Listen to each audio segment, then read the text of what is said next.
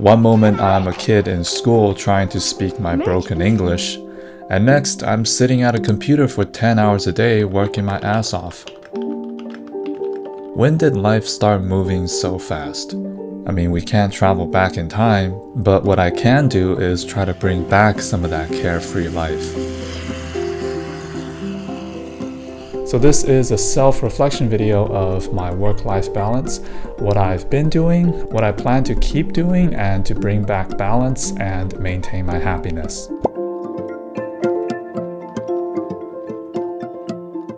The first step is pretty simple, is just cutting down my work hours. And since I work from home, I have my own business, it's easy to lose track of time and just overwork. That's why I have a weekly plan. I do have a whiteboard. I used to write things on the whiteboard, but now I tend to just use a notebook or simply just use my notes app on my Mac. So I have non-working days and I strictly do things that would keep myself busy and not think about work.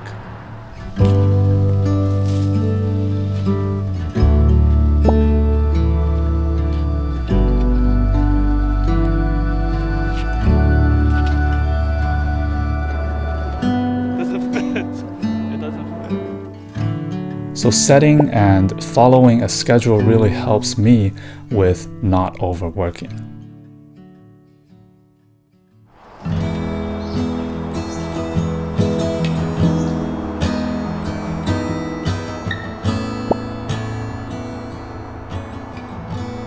Spending more time with family and friends. This is pretty straightforward stuff. You hear this all the time, and I know this, but I keep having to remind myself that life isn't just about work, right? You have to spend time with the people you love. For me, that means going on dates with my girlfriend, trying different things. We live in New York, so we want to explore different neighborhoods and just doing things, new experiences together.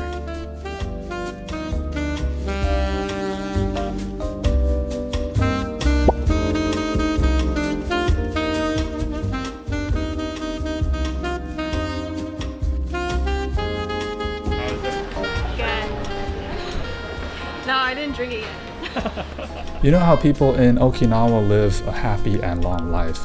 It's not just about their diet or exercise, it's also because of social bonds. So spending time with people I care about really gives me support. Your unemployed friend on a Thursday. Thursday noon. We're not unemployed, but you know. And living in New York City for the past 4 years, I also try to visit my parents, my family more often back in Vancouver. And maybe it's because I'm homesick and I'm a very nostalgic person, but every time I go back to visit them, I just feel happy.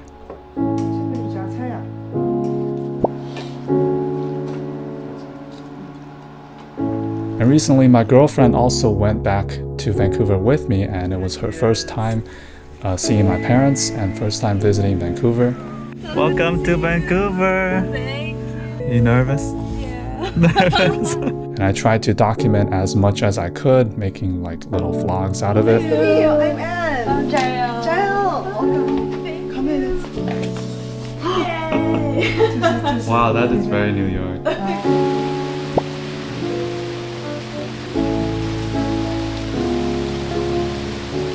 And seeing everyone together, spending time with them, just felt so fulfilling, and these are the kind of memories I want to keep making.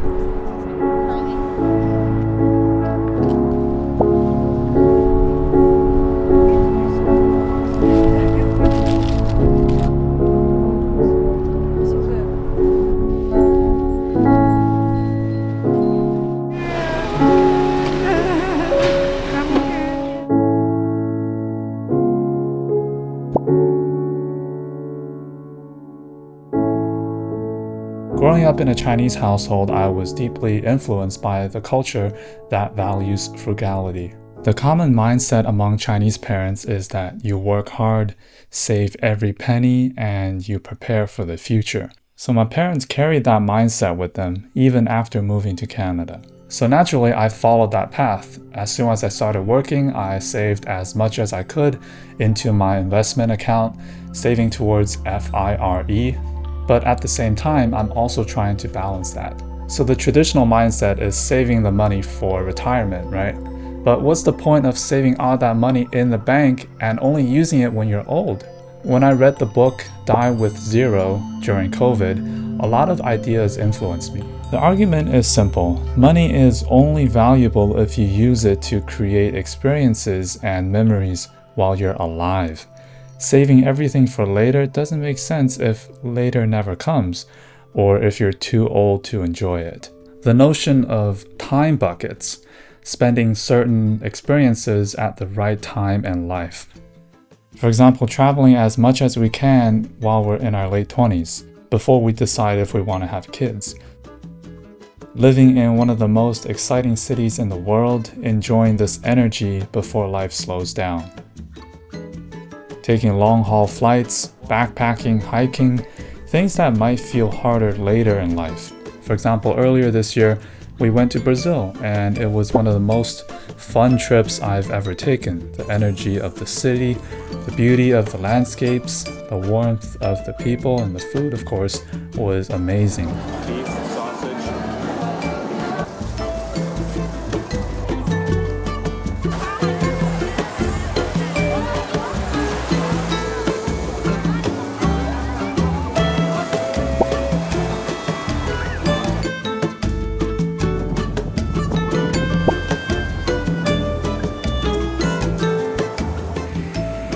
The trip reminded me that travel gives you a perspective that you can't really get from behind a computer screen, which I was pretty much doing every day, just sitting by the computer. And later this year, we have another big trip planned, going to China, and I know for a fact that this is just going to be as meaningful in its own way. As my parents are getting older, I've been thinking more about how hard they worked their entire lives, especially as immigrants. So a few years ago, my sister and I decided that we wanted to plan a big family trip together every year. And it's become a tradition. We've been to national parks, big cities, and so many places that they would not have gone on their own. But what really matters isn't the destination, it's the time we get to spend together. Watching my parents experience new places, seeing them smile, creating those memories as a family, that's what I look forward to every year.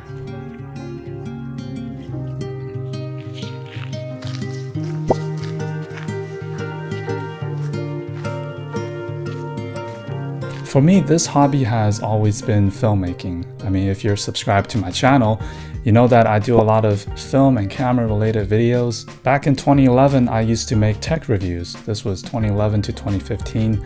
But then I ended up quitting and focusing on other ventures. But my passion for filmmaking has always been there. It's one of the most fulfilling things I do outside of work. I've been able to be part of sets, write, shoot, and edit my own films, and sometimes DP for other directors. Unlike my business, filmmaking is purely creative. It doesn't really carry much pressure for me. It gives me an excuse to capture moments, to tell stories, and for me, there's no revenue goal, no client expectations. It's just me, the camera, and the process. And I don't really care about how much money I'm gonna be making or how many people will watch my videos. Some things are worth doing simply because it makes me feel happy and fulfilling. And filmmaking is one of those things. Wow. And travel has also become a big part of it. I would bring my camera to all of my travel destinations and try to film as much footage as I can so I can have a lot of raw footage where I can cut and shape them into something creative afterwards. And in terms of focusing on myself, it's not just about my mental health. It also means giving myself room to grow, because as adults, at least for me, I tend to only learn new things if it's related to my work. But self-growth isn't only about career. Sometimes it's just simply learning something new, like a new language, a new sport, exploring a different perspective, or just letting curiosity lead the way. 徳川時代1600年から So now this leads to what I want to work on, some things that I still need to improve on. One thing I want to do better is having a better fitness goal, being more consistent in working out, going for walks, running, When I go for a run, go to the gym, or even just for a walk, I definitely notice that it lifts my mood up. So my goal is to set a better and more strict fitness routine, perhaps different types of exercises every week. Another thing I want to focus on is building friendships, especially living in New York or any big cities. I find that it's a little hard to make friends because most people are so busy and they have their own circle of friends already, and it's harder for you to, as a new person, to break into their circle. That's how I feel sometimes. I'm also quite introverted, so that doesn't really help with social interactions. So my goal is to make a bigger effort into reaching out, making plans, and building friendships here in the city. And the third point I want to work on more is giving back. There are so many different nonprofit organizations here in New York covering all kinds of causes. I've worked with a few in the past, like Meals for Unity. They provide free lunches to seniors in Chinatown. And it feels great to be part of something larger and making a positive difference where I can. So my goal is reaching out to more of these organizations and doing more or different kinds of volunteer work.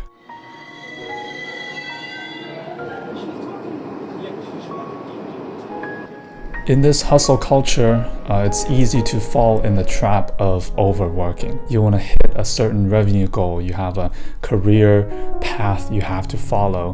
But slowing down has shown me what really happens. Spending time with people I love, traveling and seeing the world, taking care of my health, my mindset, and keep making memories I'll carry for the rest of my life.